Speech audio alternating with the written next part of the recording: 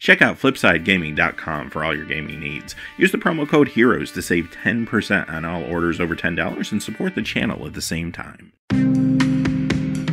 It is John from Heroes and Legends, and welcome to the special edition of the Magic the Gathering Market Watch, where we're going to look at all things Rivals of Ixalan on this pre-release weekend.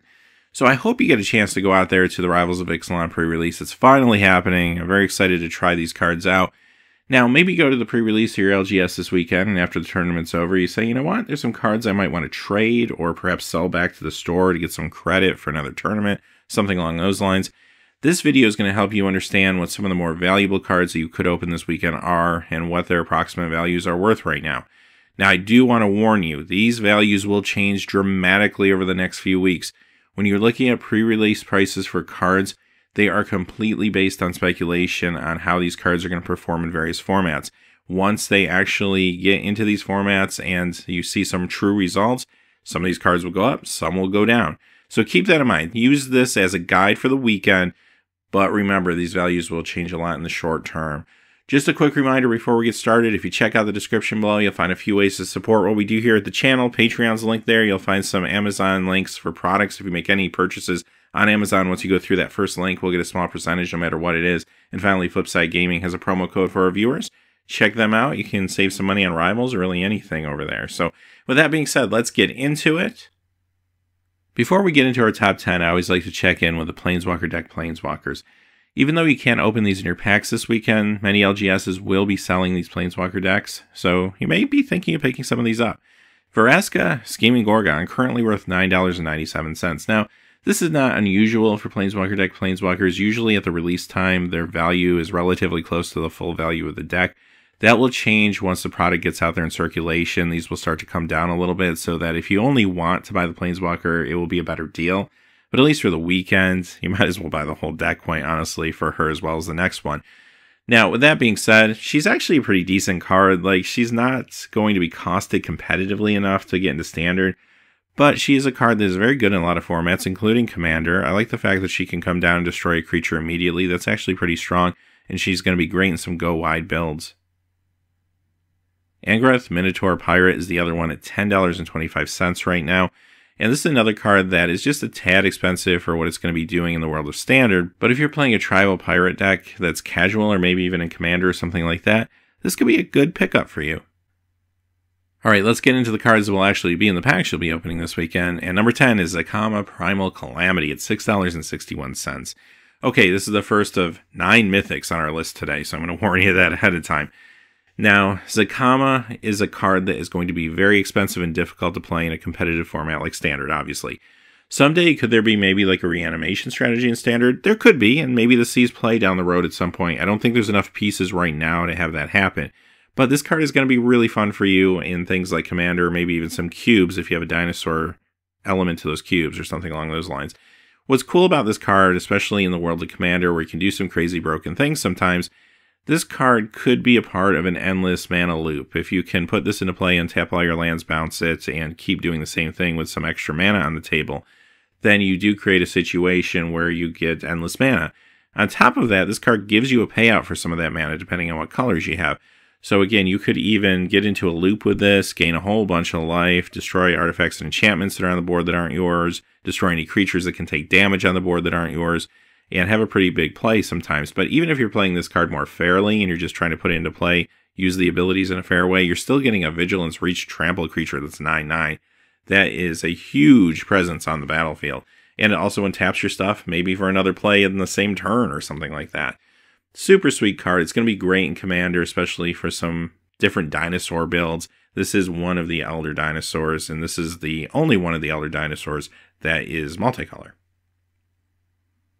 Number 9 is Azor the Lawbreaker at $6.62. I like the lore behind this card. We finally get a card with Azor on it. That's actually pretty cool on its own.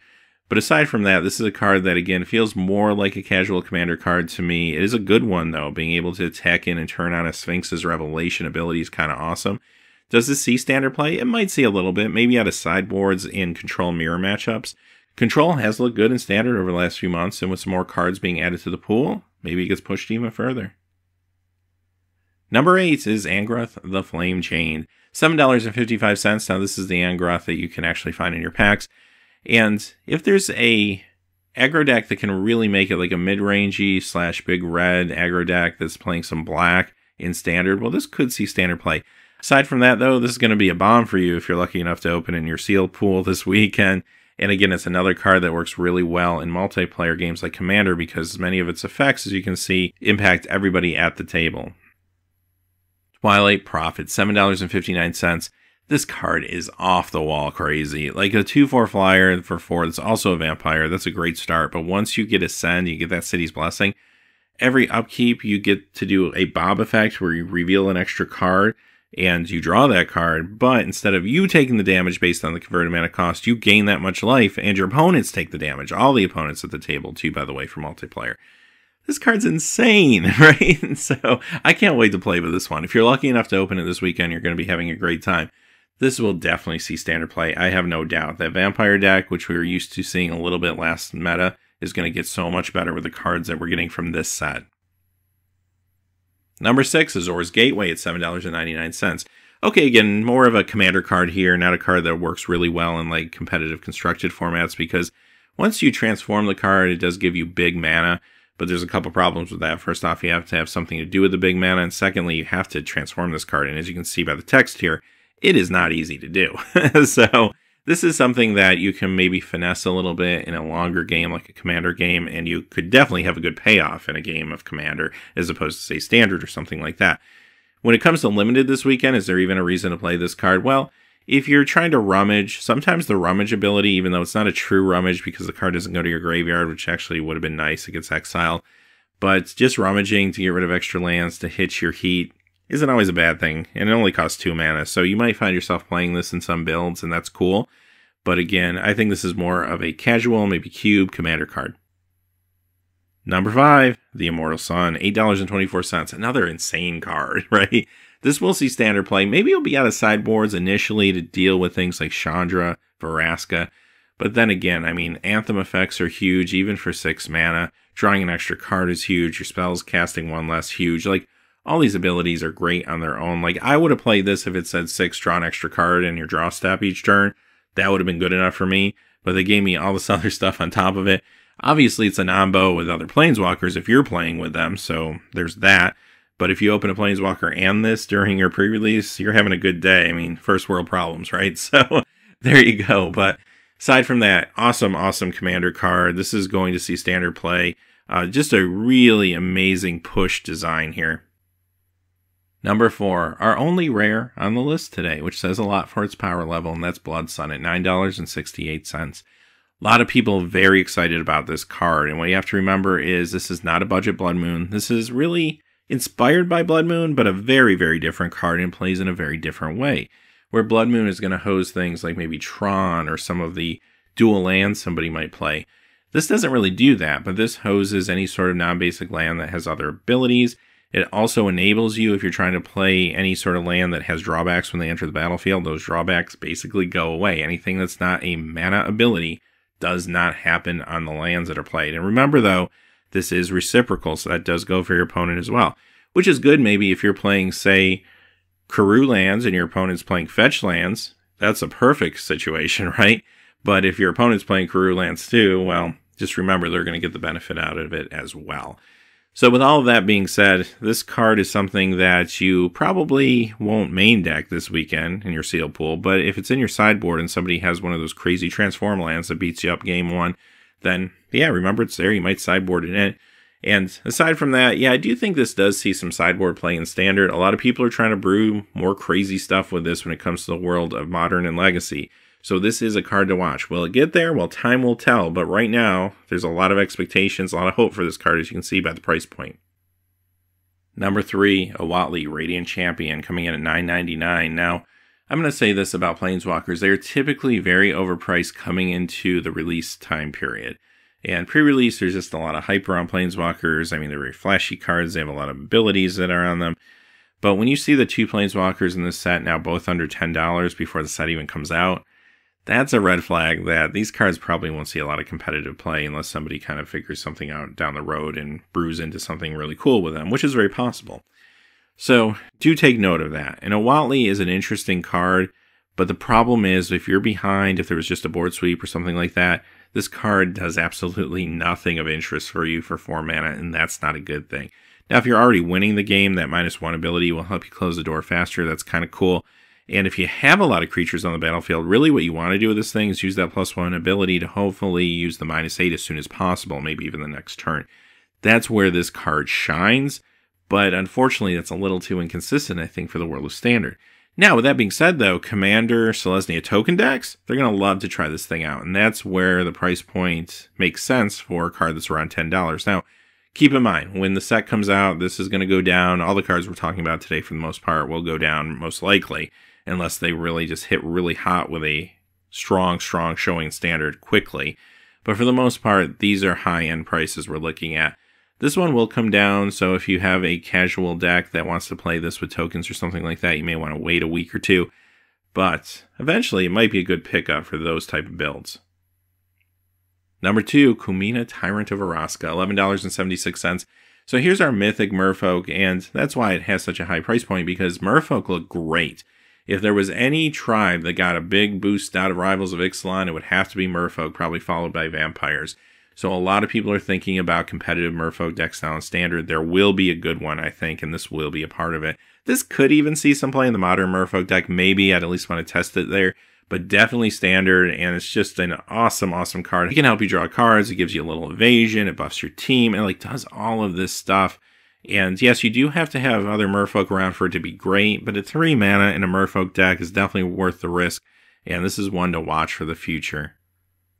Number 1, the big card of the day right now, Rekindling Phoenix at $12.36.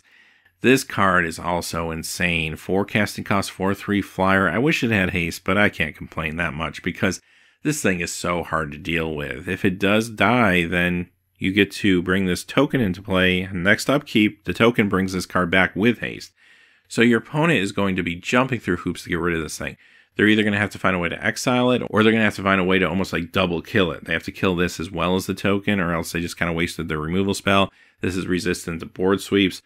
This card is phenomenal, and if your opponent doesn't have the answer, or in some cases a couple answers, they are in trouble. They're going to have to deal with this thing, or they're going to be taking a lot of damage in the air, and it's going to get real annoying really fast. So this is a card that, yes, sees Standard play. As far as other formats like Modern Legacy, I mean, there are better cards like this that were printed in the past, so I don't really see it making an impact there, but I think this will be a strong Standard card. And again, if you're lucky enough to open it this weekend, you're going to be having a great time, right? There's only so much removal people are going to have in sealed pools, so there's not going to be all that many answers for this card when you sit across from somebody at the table. Now, what's this going to do in Standard? I think is the big question. I'm a little skeptical aggro decks are going to continue to have success right now in the meta, just because of some of the sideboard options against them and such. I do even think Ramanov Red will have to evolve a little bit. But a mid-rangey red deck, or maybe a big red style deck, I don't know, maybe that could get there. There's definitely some tools not only in this set, but some of the other sets that are already in the format. So another card that you want to keep a close eye on over the next few weeks. But remember, like I mentioned earlier, be careful if you're going to make any purchases this weekend, especially the high-end cards, because everything is going to be extremely turbulent for a while. Alright, with that being said, those are the cards you'll be looking for this weekend. And like I said at the top of the video, I like to do these even though I feel like the information is going to change in a blink of an eye. I think it's important to make sure that when you go to a pre-release, you have all this information so no one gets taken advantage of, and that you make fair trades and good trades, and that's what's important, because the worst thing that could happen is you go to a pre-release getting excited about Magic, someone pulls a fast one on you, gives you a bad trade. Fastest way to turn a player off from joining the game and becoming part of the community, and that's not what we need. We need more people playing this game and not less. So I think these videos are important for that reason, and I hope you found this content pretty helpful. Tomorrow we're going to be back with our regular edition of the Market Watch, where we look at everything else in the market aside from Rivals of Ixalan. But until next time, hey, thanks for watching. Please remember to like, subscribe, have a great time at the pre-release. Let me know in the comments below with this video or another how your weekend goes, your polls, your results, all that stuff. And have a great day. Hey, thanks for watching. This video is made possible by the generous support of viewers like you on Patreon. Check out the description below for links to our Patreon page as well as our Amazon affiliate store, where a small percentage of all sales will also help support the channel. Finally, if you haven't had a chance yet to subscribe, hit that subscribe button so you don't miss any new videos on Heroes and Legends. Talk to you again soon, and have a great day.